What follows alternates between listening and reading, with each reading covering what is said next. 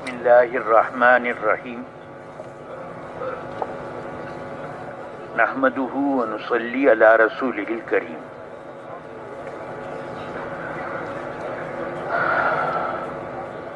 محترم بھائیوں، بزرگوں اور دوستوں، انسان کی اس دنیا میں سب سے بڑی ضرورت ہدایت ہے. ہدایت انسان کی سب سے بڑی ضرورت ہے، اور ہدایت کے لیے اللہ جل شانہ نے انسانوں میں حضرات انبیاء علیہم السلام کو بھیجا. سارے نبی ہدایت کی محنت کے لیے آئے. سارے نبی ہدایت کی محنت کے لیے آئے. سب سے پہلے انسان کو اللہ پاک نے نبی بنایا، حضرت آدم علیہ السلام، اور اس کے بعد نبیوں کا سلسلہ چلتا رہا. نبی آتے، محنت کرتے، لوگوں کے یقین صحیح کرنے کی کوشش کرتے، اعمال کو درست کرنے کی کوشش کرتے. جو لوگ نبی کی بات مان لیتے، نبی کے طریقے پر آ جاتے، نبی والے عملوں کو اختیار کر لیتے، جو عمل نبی لے کر آئے تھے ان کو اختیار کر لیتے تو وہ چمک جاتے، اور جو ان کا مقابلہ کرتے، خلاف کھڑے ہوتے، نبیوں کو جھٹلاتے، ان کو اللہ پاک کا عذاب آ جاتا. کسی پر چیخ کی صورت میں آیا، کسی پر ایک زلزلے کی شکل میں آیا، کسی پر پانی میں ڈبونے کی صورت میں آیا. جو لوگ نبی کی بات مانتے، وہ باوجود کمزور ہونے کے، باوجود قوم میں کمزور ہونے کے، مال بھی ان کے پاس زیادہ نہیں اور سامان بھی ان کے پاس زیادہ نہیں، جو نبی کا مقابلہ کرتے وہ زیادہ سامان والے ہوتے، زیادہ مال والے ہوتے. ان کو اللہ پاک نبی کا مقابلہ کرنے کی وجہ سے ہلاکت اور بربادی میں ڈال دیتے، اور جو نبی کی بات ماننے والے ہوتے وہ باوجود مال کے کم ہونے کے، ساز و سامان کے نہ ہونے کے یا کم ہونے کے باوجود بھی وہ کامیاب ہو جاتے. اللہ ان کو کامیاب کر دیتے. پھر لوگ نبی کے طریقے پر جب تک چلتے رہتے، اس کے بعد نبی کے طریقوں میں کمی آنی شروع ہوتی. ایک ایک کر کے عمل نبیوں والے چھوڑ دیتے، اور پھر وہ اس غلط یقین پر اور غلط عملوں پر آ جاتے. پھر اللہ پاک اور نبی بھیج دیتے تھے. اللہ پاک اور نبی بھیج دیتے. وہ نبی بھی آ کر محنت کرتے، لوگوں کا یقین صحیح کرنے کی کوشش کرتے، عمل درست کرنے کی کوشش کرتے، تزکیہ کرتے، برائیوں کو ان سے چھڑاتے، خوبیاں ان میں پیدا کرنے کی کوشش کرتے. جو لوگ نبی کی بات مان لیتے وہ چمک جاتے، اور جو نبی کا مقابلہ کرتے ان کو اللہ کا عذاب کسی صورت میں آ کر گھیر لیتا اور وہ ہلاک ہو جاتے. انبیاء علیہم السلام کا یہ سلسلہ علماء فرماتے ہیں کہ ماننے والوں میں زیادہ چلا، یعنی مسلمانوں میں. اسلام تو سب کا مذہب ہے، اسلام پر چلنے والوں میں جب کمی آ جاتی تو اللہ پاک دوسرے نبی کو بھیج دیتے تھے. اس طرح کم و بیش 1,24,000 انبیاء علیہم السلام تشریف لائے. بعض حضرات یہ بھی فرماتے ہیں کہ 2 لاکھ آئے. ایک ایک وقت میں 2 3 3 بھی آئے، مختلف علاقوں کے لیے مختلف نبی آئے، مختلف علاقوں کے لیے الگ الگ نبی بھی آئے۔ بہرحال یہ قریباً 1,24,000 یا 2 لاکھ کم و بیش انبیاء علیہم السلام تشریف لاتے رہے، اور لوگوں کو، اور نبی جو آتے تھے مال والوں کے مقابلے میں، ملک والوں کے مقابلے میں، فوج اور اسلحے والوں کے مقابلے میں، طب والوں کے مقابلے میں جو نبی آتے تھے ان نبیوں کو بھی سامان نہیں دیا جاتا تھا، سامان نہیں دیا جاتا تھا۔ ہمارے آقا جناب محمد الرسول اللہ صلی اللہ علیہ وسلم تشریف لائے اس دنیا میں یتیم کی حیثیت سے۔ آپ کے والد کو پہلے ہی اللہ پاک نے اٹھا لیا تھا۔ 6 سال کے ہوئے تو والدہ بھی رحلت کر گئیں، 8 سال یا 12 سال کے ہوئے تو دادا جان جو باپ کی غیر موجودگی میں اور والدہ کے بعد تربیت کر رہے تھے، ان کو بھی اللہ پاک نے اٹھا لیا، ان کو بھی اللہ پاک نے اپنے پاس بلا لیا۔ حضور صلی اللہ علیہ وسلم سب سے بڑے کام کے لیے تشریف لائے۔ بھائی یہ کیا کر رہے ہیں آپ؟ حضور صلی اللہ علیہ وسلم کو سب سے بڑا کام دیا گیا۔ آپ اس سے اندازہ فرما لیں، حضور صلی اللہ علیہ وسلم نے فرمایا کہ قیامت کے دن سارے انسانوں کی 120 صفیں ہوں گی۔ اب وہ سب کتنی بڑی ہوگی، کتنی تہوں والی ہوگی، اللہ ہی جانتے ہیں۔ سارے انسانوں کی 120 صفیں ہوں گی، ان میں سے 80 صفیں میری امت کی ہوں۔ 120 صفیں سب انسانوں کی اور حضور کی امت کی، ان میں سے 120 میں سے 80 صفیں حضور صلی اللہ علیہ وسلم کی امت کی ہوں۔ سب سے بڑا کام آپ کو دیا گیا، اور حالات جو ہیں وہ کیا ہیں؟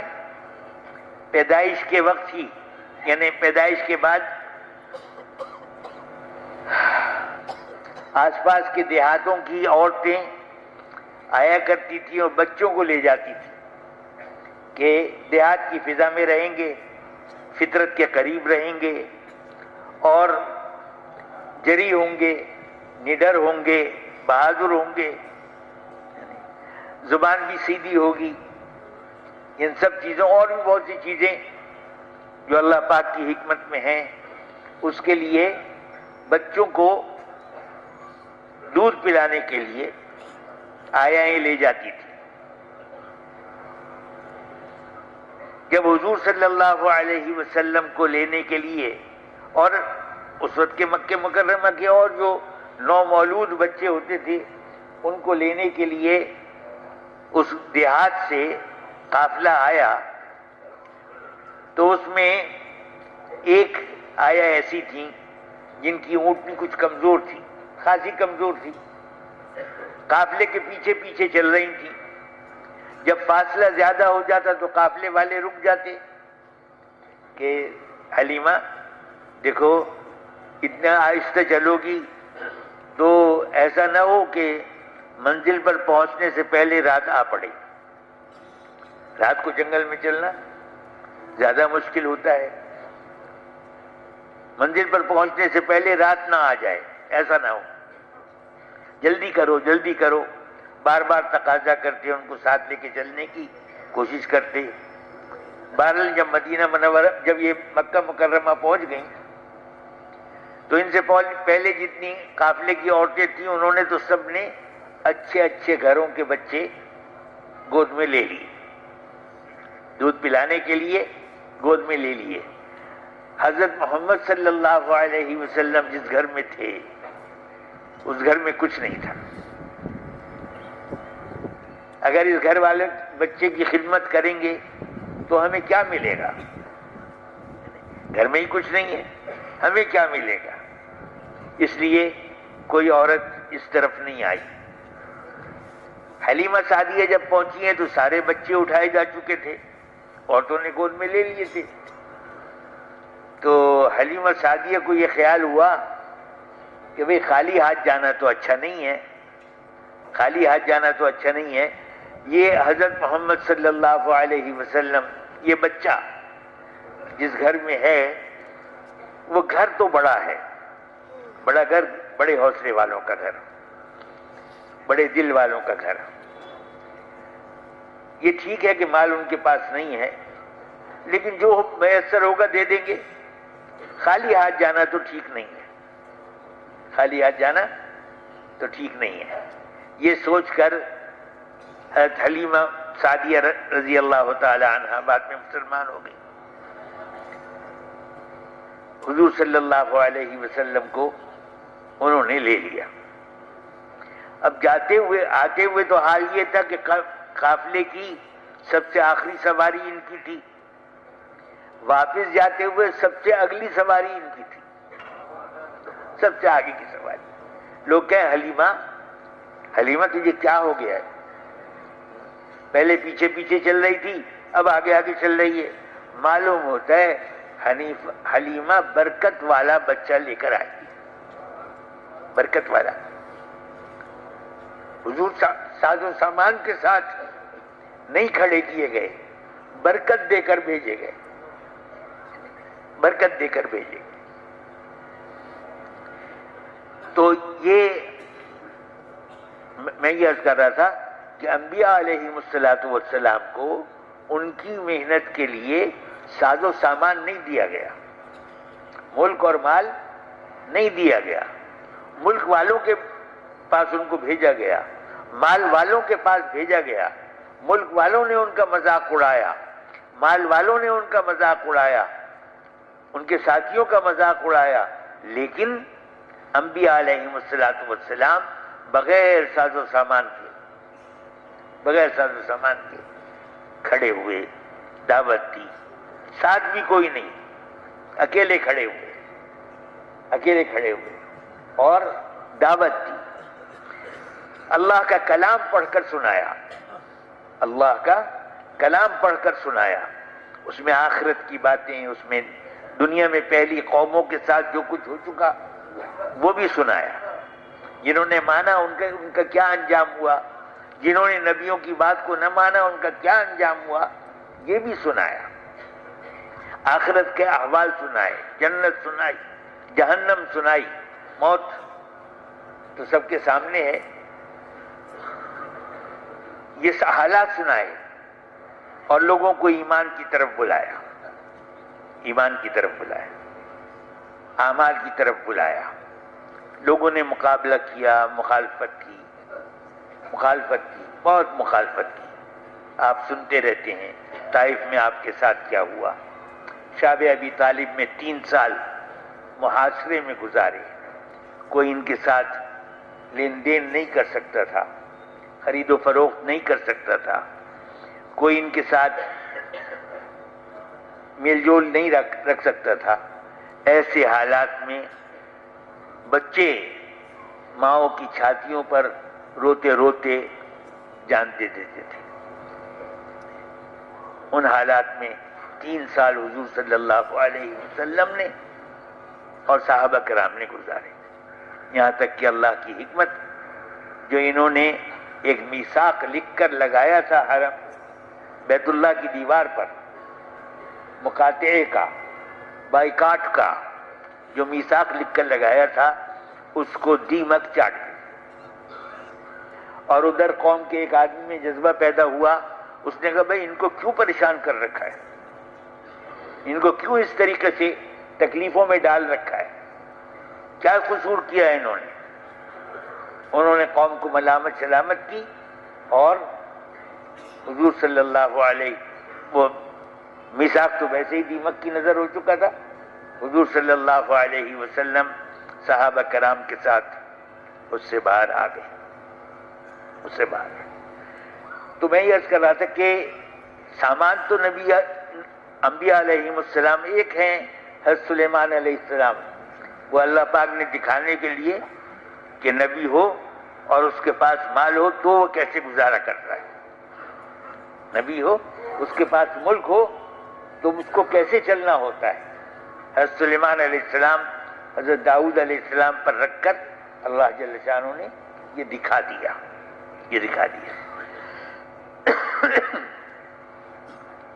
تو ہدایت کے لیے پہلا کام جو نبی کرتے تھے وہ اللہ کی طرف بلانے کا کام تھا، اللہ کی طرف بلانے کا۔ جہاں سے جو کچھ ہوتا ہوا نظر آتا ہے اس کا انکار، اور اللہ سے سب کچھ ہونے کا اقرار۔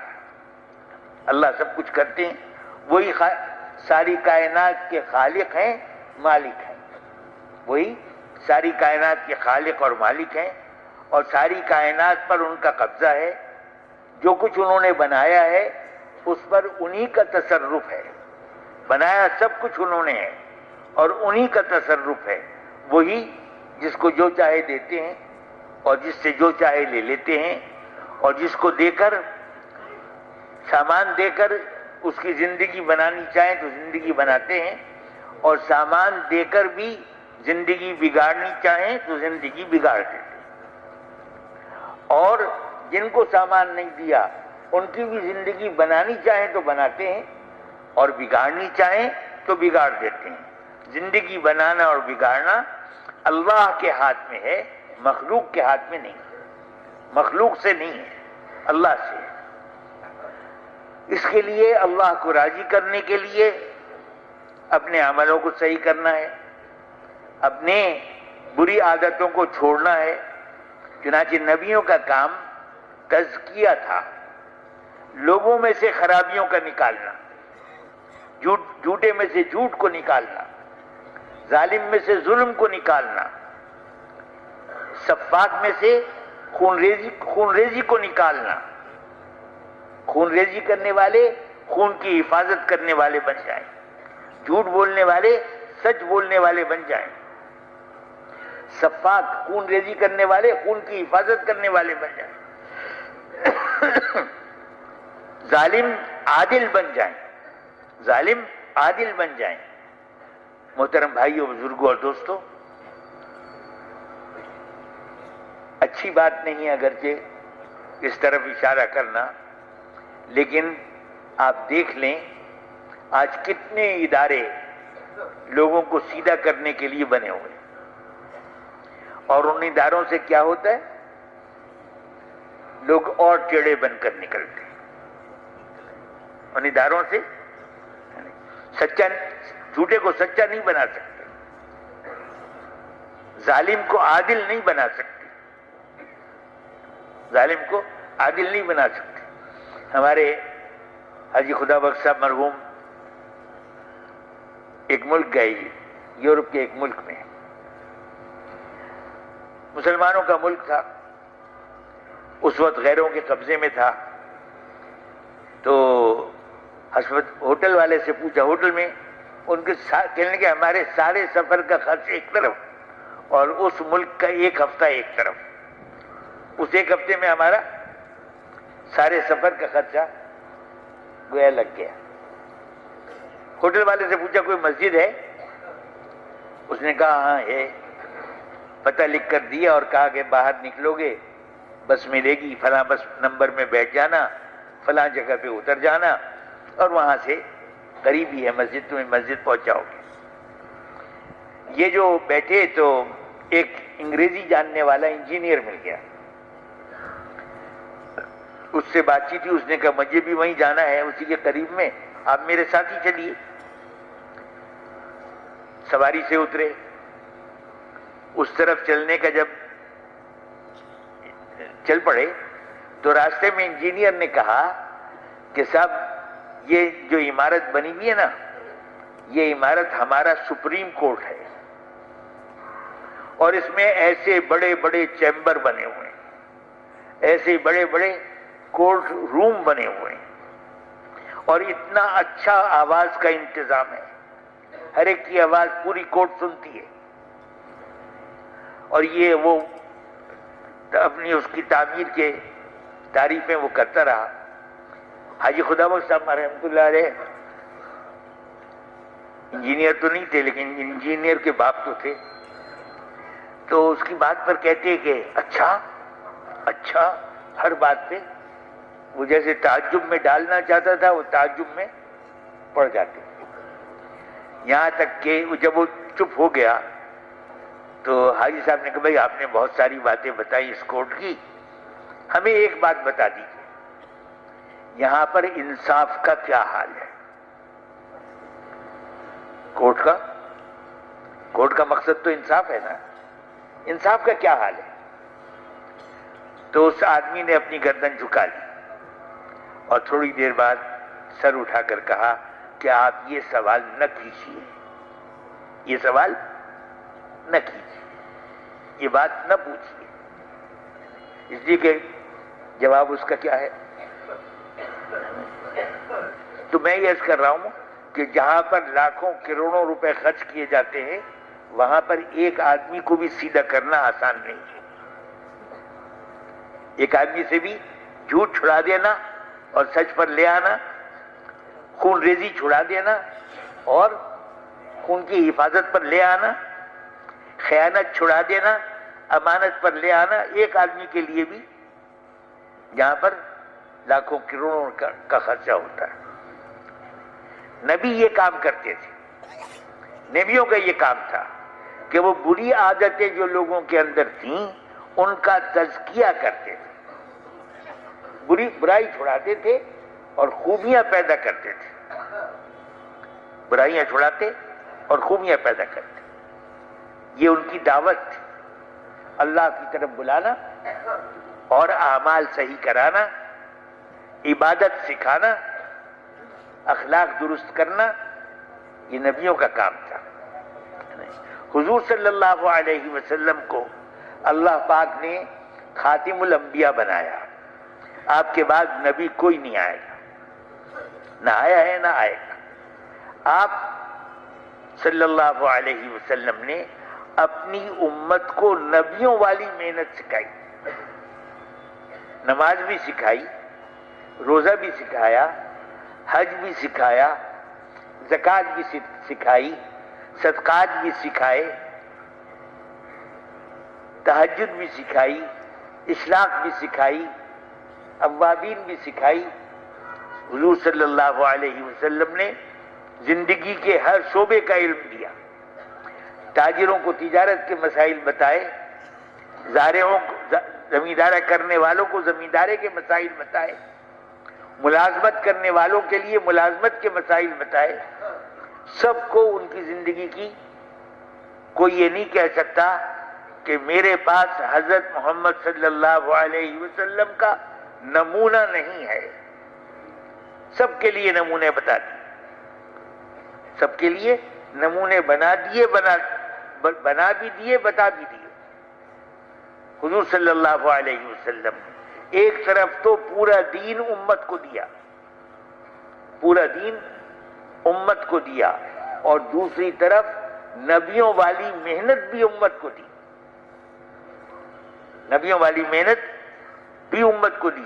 پہلی امتوں میں اکا دکا امر بالمعروف نہی عن المنکر کرنا یہ تو تھا، لیکن اجتماعی محنت کرنا اور اس کے لیے نقل و حرکت کرنا اور اس کے لیے نقل و حرکت کرنا اور مشورہ کرنا، یہ حضور صلی اللہ علیہ وسلم کی امت کو حضور کے ذریعے خاص طور پر ملا ہے۔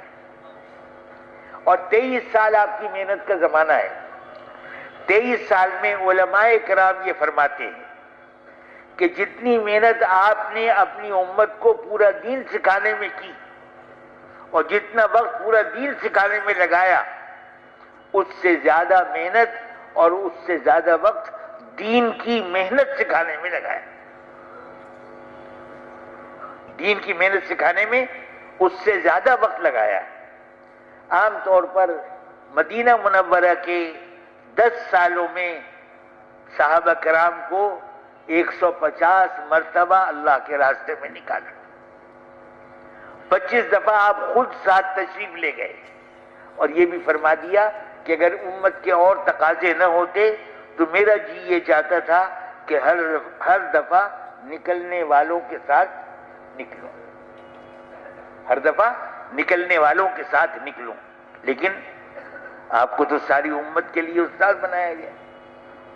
چنانچہ آپ کبھی جاتے، قافلے میں تشریف لے جاتے تو قافلے والے آپ سے دین سیکھتے تھے، جب واپس آتے تو جو لوگ مدینے میں ہوتے وہ ان سے کہتے کہ آپ نے کیا سیکھا ہے ہمیں سکھا دی، اور جب قافلے والے جاتے، حضور مدینے میں ہوتے تو قافلے والے جب واپس آتے تو مدینے والوں سے پوچھتے کہ آپ نے کیا سیکھا ہے ہمیں سکھا دیجیے۔ آپ کو کتاب کا معلم بنایا گیا، حکمت کا معلم بنایا گیا، حکمت کا معلم بنایا گیا۔ چنانچہ علماء فرماتے ہیں کہ ساری سنتیں حکمت ہیں، ساری سنتیں حکمت ہیں، اور احادیث پاک حکمتوں سے بھری ہوئی۔ آپ نے قرآن سکھایا اور حکمت سکھائی، حکمت سکھائی، ہر چیز کی حکمت ہے، بہت سی حکمتیں بتا دیں اور بہت سی حکمتیں پوشیدہ ہیں، لیکن حضور صلی اللہ علیہ وسلم کی ہر سنت میں بہت سی حکمتیں ہیں، ان کی تعداد نکالنی آسان نہیں، بہت سی حکمتیں، کچھ ہر زمانے والوں کی بھی سمجھ میں آتی رہتی، جو چیزیں اس زمانے میں نہیں تھیں اب اس زمانے والوں کی بھی سمجھ میں آ رہی، انہوں نے تو بغیر دیکھے یقین کیا تھا۔ تو بہرحال بھائی دوستو بزرگوں، حضور صلی اللہ علیہ وسلم نے اپنی امت کو دعوت لے کر پھرنے والا بنایا۔ 10 سال میں 150 سفر سے مطلب کیا بنتا ہے؟ وہ سفر بھی ہے جس میں 35,000 گئے، تبوک کا سفر ہے، وہ سفر بھی ہے جس میں 12,000 گئے، حنین کا سفر ہے، اور وہ سفر بھی ہے جس میں 3,000 گئے، وہ سفر بھی ہے جس میں 700 گئے، جس میں 313 گئے، وہ سفر بھی ہے جس میں 70 گئے، جس میں 12-13 گئے، وہ سفر بھی ہے، وہ سفر بھی ہے جس میں 3 مہینے لگ گئے، 6 مہینے لگ گئے، وہ سفر بھی ہے جس میں مہینہ 1.5 مہینہ لگا، وہ سفر بھی ہے جس میں 2-3 ہفتے لگے، وہ سفر بھی ہے جس میں چند دن لگے۔ اگر ان سب کا اوسط صحیح طریقے سے بیٹھ کر نکالا جائے تو علماء حضرات یہ فرماتے ہیں کہ ہر صحابی کا 4 سے 5 مہینہ، بعض کا 6 مہینے تک بھی سال میں اللہ کے راستے میں لگتے تھے، سال میں اللہ کے راستے میں سال میں 4 سے 6 مہینے لگ جاتے تھے۔ اس کام کو اس طرح سے سکھایا گیا، اس کے آداب بتائے گئے، اس میں چلنے میں جو مشکلات آتی ہیں ان سب سے گزارا گیا۔ چلتے چلتے جوتے پھٹ گئے، ننگے پیر چلے، ننگے پیر چلتے چلتے اس سنگلاخ زمین پر پیروں میں چھالے پڑ گئے، پھر بھی چلتے رہے، یہاں تک کہ وہ چھالے زخم بن گئے، پھر بھی چلتے رہے، اپنے کپڑے پھاڑ پھاڑ کر پیروں پر باندھتے رہے اور چلتے رہے۔ چلتے چلتے کھانے کا سامان ختم ہو گیا، ایک کھجور پر روزانہ ایک کھجور ملتی تھی اور چلتے تھے، اور جب وہ ایک کھجور بھی جاتی رہی تو گٹھلی منہ میں ڈال لیتے تھے اور اس کو منہ میں چلاتے رہتے تھے اور چلتے تھے۔ ہر حال میں، بیماری میں، زخمی ہونے کی حالت میں، ہر حال میں، سردی میں، گرمی میں، فاقہ مستی میں، ہر حال میں چلنا سکھا دیا، ہر حال میں چلنا سکھا دیا۔ کوئی عذر نہیں کرتا تھا، کوئی عذر نہیں کرتا تھا، ہر حال میں چلنا سکھا دیا۔ دعوت دینی ہے کس طرح دعوت دینی ہے. ایک جماعت بھیجی حضور نے، وہ بہت جلدی بہت سارا مال غنیمت اور غلام لے کر آ گئی. حضور نے جن کو غلام بنا کر لائے تھے ان میں سے کسی سے پوچھا کہ کیا انہوں نے تم کو دعوت دی تھی؟ انہوں نے کہا نہیں، دعوت تو نہیں دی تھی. حضور نے فرمایا ان سب کو واپس کر دو، ان کے غلاموں کو آزاد کر دو، ان کا مال ان کو دے دو، اور پھر ان کے پاس جاؤ. 3 دن دعوت کے ہیں. 3 دن جب دعوت دے چکو، پھر اس کے بعد اگر صلح کریں تو ٹھیک ہے، اگر جنگ کریں تو جنگ تو اتنی دیر کی ہوتی تھی جتنی دیر میں بکری کا دودھ نکالا جائے، یا اونٹنی کا کہتے ہیں دودھ نکال لیا جائے تو دوبارہ تھنوں میں اترنے کے لیے کچھ تھوڑا سا چند منٹ کا وقت لگتا ہے، چند منٹ کا وقت لگتا ہے. فوا کا ناکا اتنا وقت جنگ میں لگتا تھا اور ان کے پیر اکھڑ جاتے تھے. 3 دن دعوت کے تھے. حضور صلی اللہ علیہ وسلم نے ان کو سکھایا، دین کی محنت کرنی سکھائی. اس محنت کے لیے محترم بھائیو، بزرگوں اور دوستو، اب آواز لگائی جا رہی. اس محنت کو زندہ کرنا ہے، وہ محنت جو نبی اکرم صلی اللہ علیہ وسلم نے 10 سال 13 سال مکہ مکرمہ کے جو 13 سال ہیں وہ تو بنیادی ہیں. ان میں تو صبر کرنا سکھایا گیا. نبی کی محنت میں سب سے خاص چیز جو ہوتی ہے ان میں سے ایک صبر ہے. حق پر ہیں، پیٹے جا رہے ہیں، پٹ رہے ہیں، ہاتھ نہیں اٹھاتے. ظلم ہو رہا ہے، برداشت کر رہے، جواب نہیں دیتے. صبر سکھایا گیا. یہاں تک کہ پھر جب قومیں فتح ہوئیں، ملک فتح ہوئے اور ان کے خزانے آئے تو بھی یہ صبر والے تھے، اس کی طرف مڑ کے بھی نہیں دیکھتے تھے. صبر سکھایا گیا ہے. حضور صلی اللہ علیہ وسلم نے امت کی تربیت فرمائی. میں نے عرض کیا ایک اجتماعیت کے ساتھ نقل و حرکت دی گئی اور اجتماعیت کے قائم رکھنے کے لیے مشورہ دیا گیا. سب کام مشورے سے ہو اور نقل و حرکت، ایک علاقے سے دوسرے علاقے میں، دوسرے سے تیسرے علاقے میں جانا اور نبی والی دعوت کو پیش کرنا. اگر تم اس دعوت کو قبول کرتے ہو، تمہارا ملک تمہیں مبارک، تمہاری جائیدادیں تمہیں مبارک. ہمیں کچھ نہیں چاہیے، بس دین والی زندگی سیکھ لو، اپنے مزے سے رہو. اگر قبول نہیں کرتے تو پھر ہمارے ساتھ مل کر رہو، صلح کر لو، جزیہ دو. جزیہ بھی عام آدمی پہ 12 آنے، مالدار پر روپیہ یا 1.25 روپیہ سال میں، لیکن جزیہ دے کر ہماری ذمہ داری میں آ جاؤ گے. پھر جیسے ہم مسلمانوں کا خیال کرتے ہیں ویسے ہی تمہارا بھی خیال کریں. اور اگر یہ بھی منظور نہیں تو پھر اللہ کی مخلوق تک ہدایت کا کلمہ پہنچانے کے لیے تم رکاوٹ نہیں بن سکتے. پھر یہ تلوار فیصلہ کرے. لیکن میں نے جیسے عرض کیا 3 دن پہلے دعوت کے تھے. ایک بدر میں اور احد میں اس لیے 3 دن دعوت کے نہیں لگائے گئے کہ ان میں تو 13 سال کوشش کر چکے تھے. 3 دن کی بات نہیں تھی، 13 سال لگا چکے تھے. ورنہ ہر قوم میں دعوت دینے کے لیے ایران میں گئے، صحابہ گئے،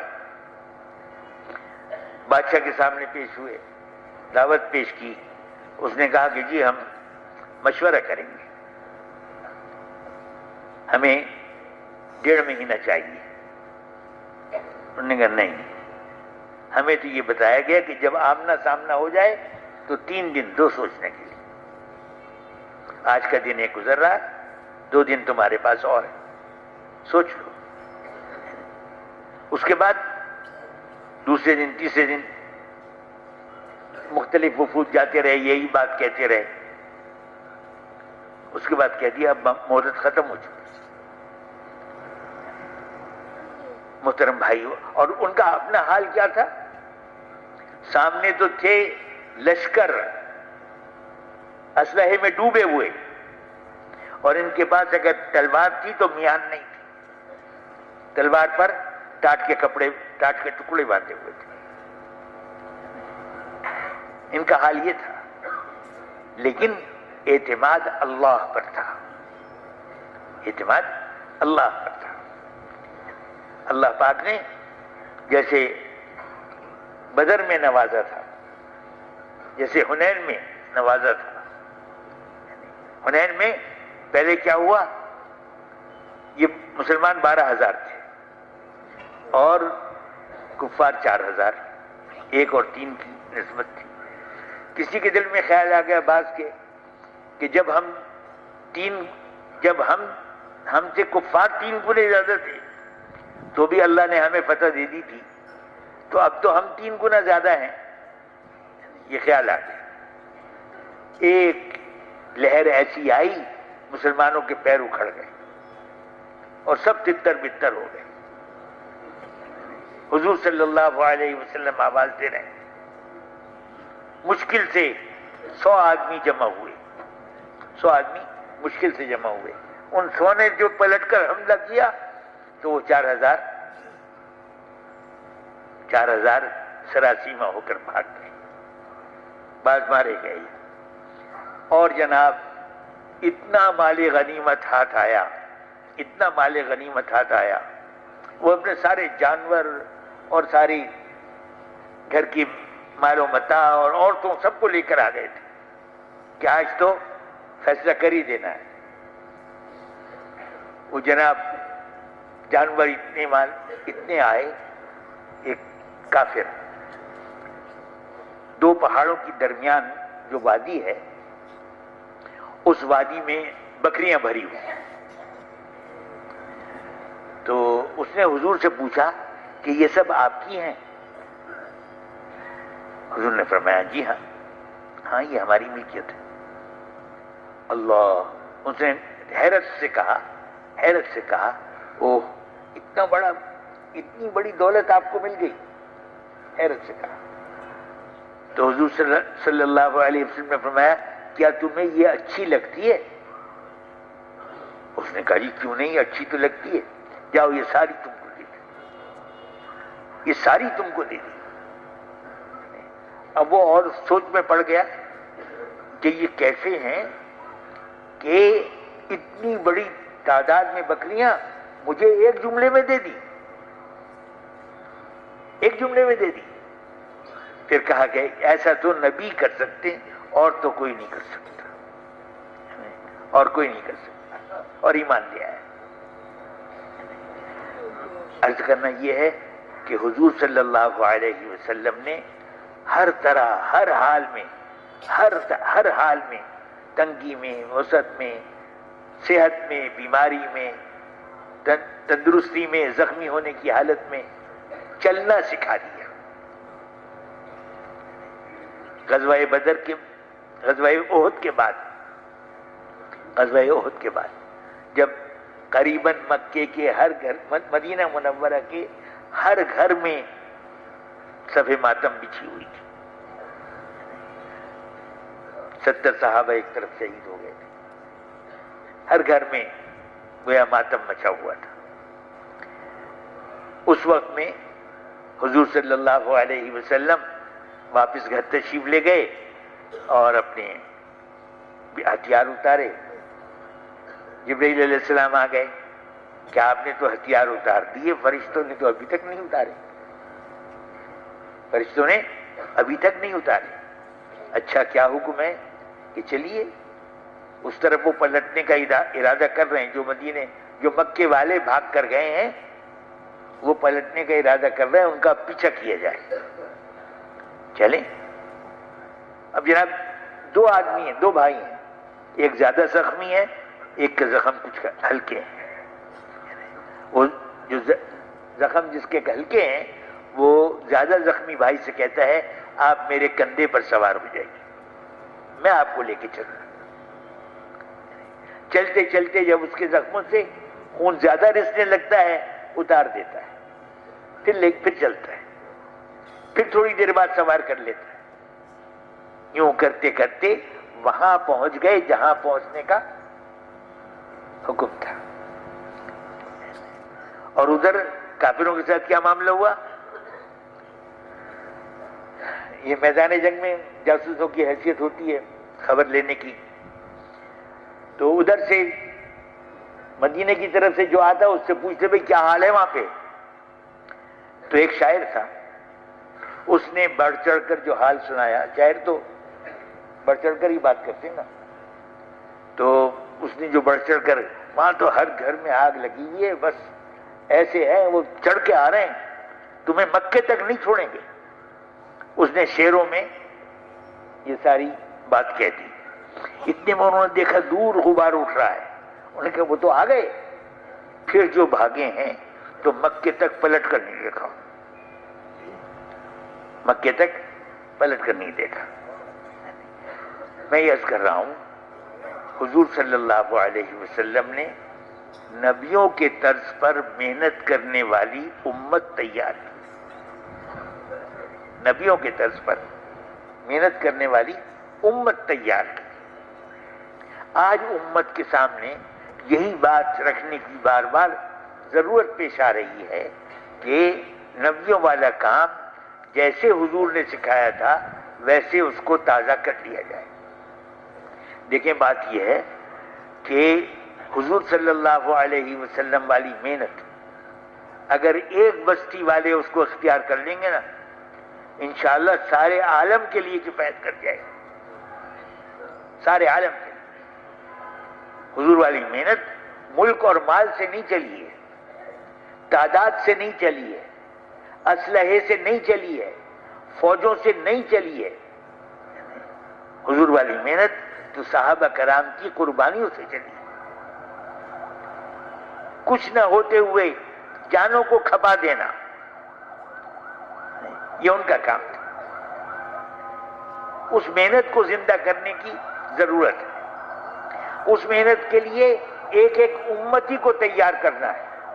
ایک ایک امتی. حضور صلی اللہ علیہ وسلم ساری انسانیت کو ایک ایک امتی کے سپرد کر کے گئے. ہر انسان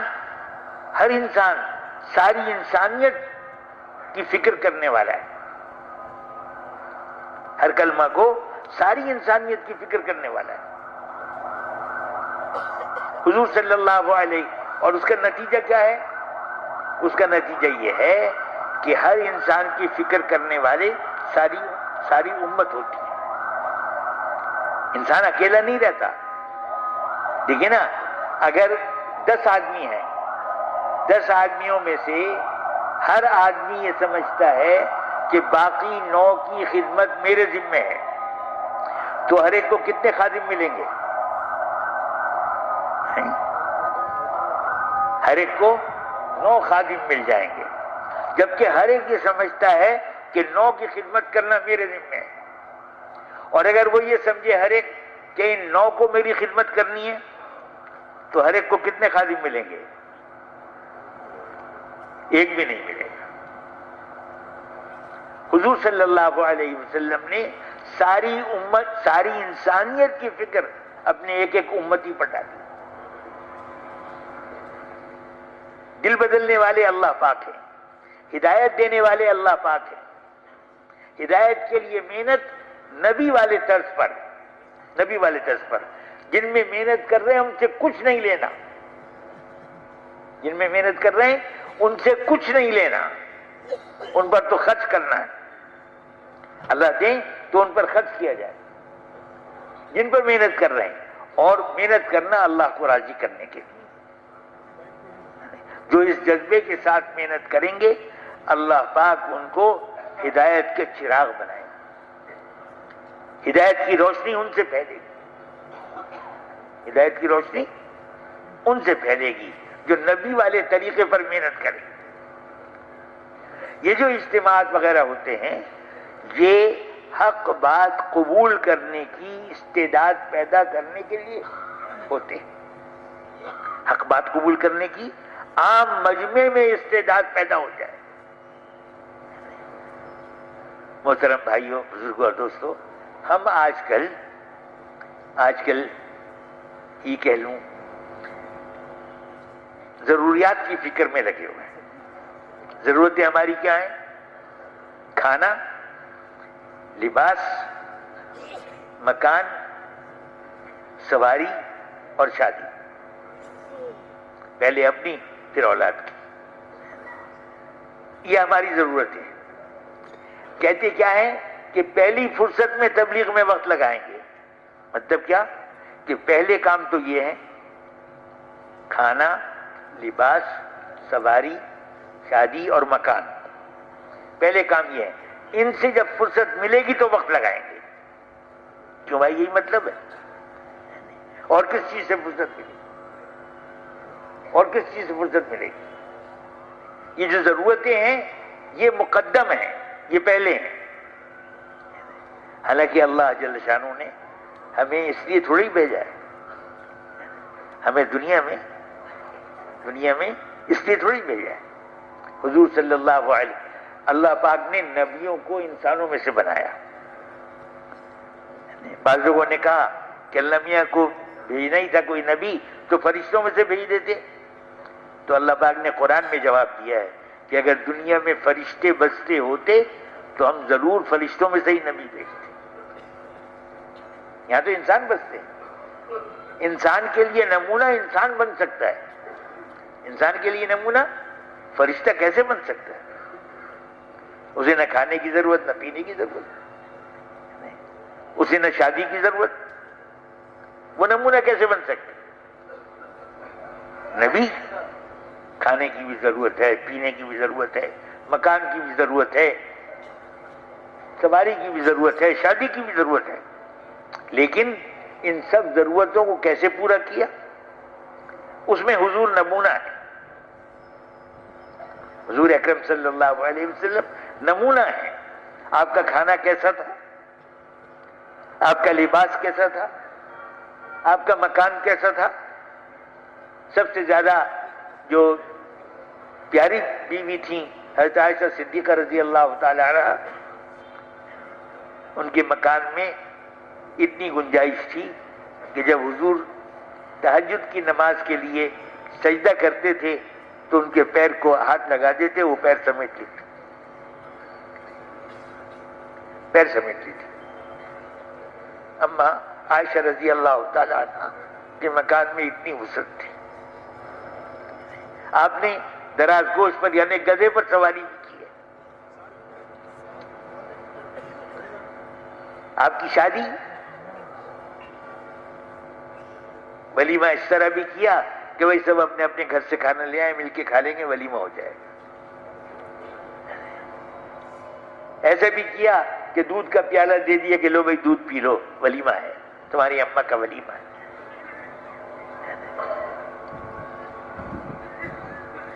شادی کی اتنی سادی تھی، مکان اتنا سادہ تھا، لباس 2 یمنی چادریں تھیں، سرخ حاشیہ تھا ان کا، اور جمعے کے دن زیبتن فرما لیا کرتے تھے یا کسی وفد کے آنے کے موقع پر پہن لیا کرتے تھے۔ یہ لباس تھا آپ کا، بہترین لباس جو آپ نے پہنا ہے۔ اور کھانے میں حضرت حفصہ رضی اللہ عنہ سے حضرت عمر رضی اللہ عنہ نے پوچھا کہ تم بتاؤ تمہارے گھر میں حضور نے بہترین کھانا کون سا کھایا ہے؟ انہوں نے کہا بغیر چھنے جو کے آٹے کی روٹی تھی جو ہم گرم گرم پکا رہے تھے، اور اس پر گھی کے برتن کی تلچھٹ، جو نیچے گھی ہوتا ہے اس میں کچھ لسی بھی ہوتی ہے، کچھ کھٹاس بھی پیدا ہو جاتی ہے، کچھ مہک بھی پیدا ہو جاتی ہے، تلچٹ وہ چپڑتی تھی، حضور خود بھی مزے لے کر نوچ فرما رہے تھے اور ساتھیوں کو بھی کھلا رہے تھے۔ یہ بہترین کھانا ہے جو میرے گھر میں حضور نے کھایا۔ تو حضور صلی اللہ علیہ وسلم نے اپنی امت کو کام نبیوں والا دیا اور انعام بھی، یوں کہا ان کی دعائیں ہم بنی اسرائیل کے نبیوں کی دعاؤں کی طرح قبول ہوں گی، کام کرنے والوں بنی اسرائیل کے انبیاء علیہ السلام کی دعاؤں کی طرح ان کی دعائیں قبول ہوں۔ قیامت کے دن فرمایا کہ ان کے چہروں میں ایسا نور ہوگا جیسے نبیوں کے چہروں میں نور ہوگا، اور پہچان ان کی کیا ہوگی؟ ان کی پشت پر مہر نبوت نہیں ہوگی، ورنہ نبیوں کے ساتھ بٹھایا جائے گا، نبیوں کے ساتھ چلایا جائے گا، نبیوں کی دعاؤں کی طرح ان کی دعائیں قبول کی جائیں گی۔ یہ تھوڑا دے کر بہت لینا ہے۔ اللہ میاں کا سودا، اللہ پاک کا سودا مہنگا ہے، مہنگا ہے، لیکن فرمایا کہ دیکھو جس آدمی کو اس بات کا خوف ہو کہ منزل پر پہنچنے سے پہلے رات نہ آ جائے تو وہ اندھیرے منہ نکل پڑتا ہے، ابھی روشنی پھیلی بھی نہیں ہوتی نکل پڑتا ہے تاکہ رات آنے سے پہلے منزل پر پہنچ جائے، منزل پر پہنچ جائے۔ فرمایا کہ اللہ کا سودا مہنگا ہے، اللہ کا سودا مہنگا ہے، اور اللہ کا سودا کیا ہے؟ جنت ہے، اللہ کا سودا جنت ہے، جو یقینی ہے۔ اس دنیا کی کتنی بھی دولت مل جائے، موت کے وقت تو سب لے لی جائے، کچھ نہیں رہتا آدمی کے پاس، خالی ہاتھ قبر میں اتارا جاتا ہے، کتنی بھی دولت مل جائے، لیکن جنت، اللہ اکبر، وہ تو ایک ایک آدمی کو جو جنت ملے گی کم سے کم وہ اس دنیا سے 10 گنی بڑی ہو، دنیا سے 10 گنی بڑی ہو، اور جو زیادہ بڑی ہو، یہ تو 80 حوروں والی جنت ہے، جو 25 لاکھ حوروں والی جنت ہوگی وہ کتنی بڑی ہو، اس کے پاس لامحدود خزانے ہیں۔ میں اللہ کا سودا مہنگا ہے، اللہ کا سودا جنت ہے۔ حضور صلی اللہ علیہ وسلم صحابہ کے پاس سے گزرتے اور ان کو مشقت میں مبتلا دیکھتے، کافر ان پر ظلم کر رہے ہوتے، حضور فرماتے اے آل یاسر، اے آل یاسر، صبر کرو، تمہارے لیے جنت کا وعدہ ہے، اے آل یاسر صبر کرو، تمہارے لیے جنت کا وعدہ ہے۔ تو محترم بھائیوں، بزرگوں اور دوستوں، عرض یہ کیا جا رہا ہے کہ ساری نیت ہماری پوری دنیا کی ہو، ہر انسان کو جہنم کے دروازے سے ہٹا کر جنت کے دروازے پہ لا کے کھڑا کر دینا، جہنم کے دروازے سے ہٹا کر جنت کے دروازے پہ لا کے کھڑا کر دینا ہے۔ اس کے لیے نبی پاک صلی اللہ علیہ وسلم کے طریقے پر محنت کرنی، ان کے طریقے پر محنت کرنے کے لیے مال لازمی نہیں ہے، مال کے بغیر تعلیم ہو سکتی ہے، مال کے بغیر تزکیہ ہو سکتا ہے، مال کے بغیر عبادت ہو سکتی ہے، مال کے بغیر اخلاق برتے جا سکتے ہیں، مال کے بغیر خدمت کی جا سکتی ہے،